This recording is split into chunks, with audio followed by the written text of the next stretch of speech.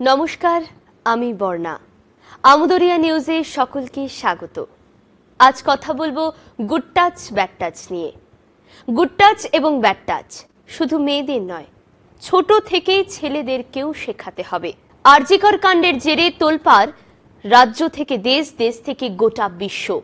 ধর্ষণ, যৌন হেনস্থা রুখতে প্রতিবাদ আন্দোলন চলছে। এসবের দাম নিশ্চয়ই আছে, তবে সবচেয়ে জরুরি ছোট থেকেই ছেলেকেও সুশিক্ষা দেওয়া। আমি অনেকের কথাই জানি যারা বাস, টোটো, অটোয় বা ভিড়ের মধ্যে এই ব্যাড টাচের ভুক্তভোগী। অনেকে হয়তো এর প্রতিবাদ করেন, আবার অনেকেই হয়তো এর প্রতিবাদ করতেই পারেন না। প্রতিবাদ করার আগেই শয়তানগুলো হয়তো এই ভিড়ের মধ্যেই মিশে যায়। এখানেই মনে হয় ছোট থেকেই শিক্ষাদান ভীষণ জরুরি।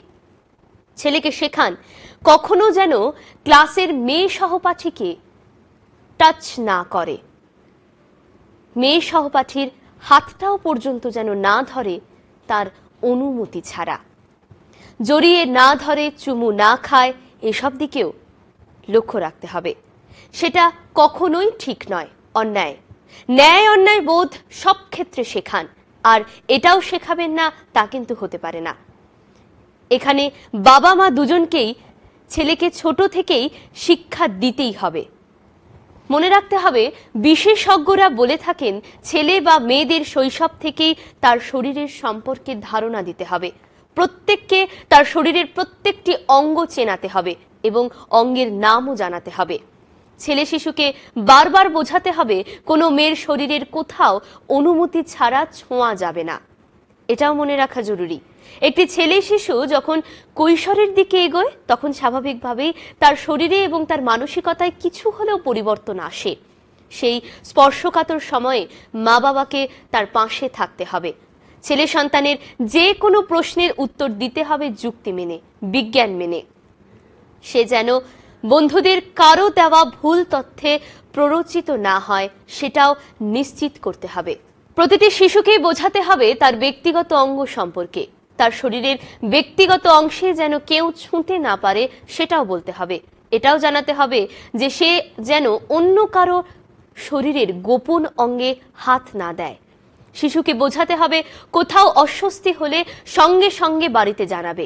সেজন্য কখনোই তাকে বকাবকি করা যাবে না, বরং তাকে ভালো মতো বোঝাতে হবে। বাবা মায়ের উচিত ছেলেদের বোঝানো কেন নারীদের মতামত, নারীদের সম্মান করা উচিত।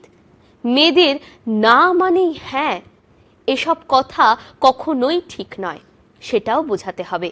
দু চারটি বাজার চলতে ওই হিন্দি সিনেমায় যাতে ছেলেরা প্রভাবিত না হয় সেদিকেও লক্ষ্য রাখতে হবে। বিশেষজ্ঞরা বারে বারে একটাই কথা বলেন, সেটা হলো ছেলে মেয়ে নির্বিশেষে সকলকে ছোট থেকেই বোঝাতে হবে, শপথ করাতে হবে বারবার সে কারো অনুমতি ছাড়া তার শরীর কোনো দিন ছোঁবে না। তাহলেই সমতা আসবে। কারো অনুমতি ছাড়া শরীর ছোঁয়া যে অপরাধ সেটা বোঝাতেই হবে। মনে রাখতে হবে ছেলেদের মতো অর্থাৎ আগ্রাসী হবে, মেয়েরা মেয়েদের মতো মানে নম্র হবে। এসব ধারণা এখন অচল। এটা বাবা মাকে বোঝাতেই হবে ছেলে মানেই যা খুশি করতে পারে না। মেয়েদের গায়ে বিনা অনুমতিতে হাত দেওয়ার অধিকার কোনো ছেলের নেই। ছেলেদেরকেও নম্র থাকতে হবে। মেয়েরা শুধু কাঁদবে, হাতে চুড়ি পরে বসে থাকবে, এই ধারণা বদলাতে হবে। এই সমস্ত ধারণার দিন শেষ।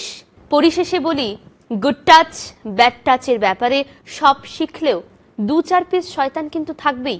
তাদের হাত থেকে বাঁচতে ছোট থেকেই ছেলে মেয়েদের আত্মরক্ষার নানান ধরনের কৌশল শেখাতেই হবে।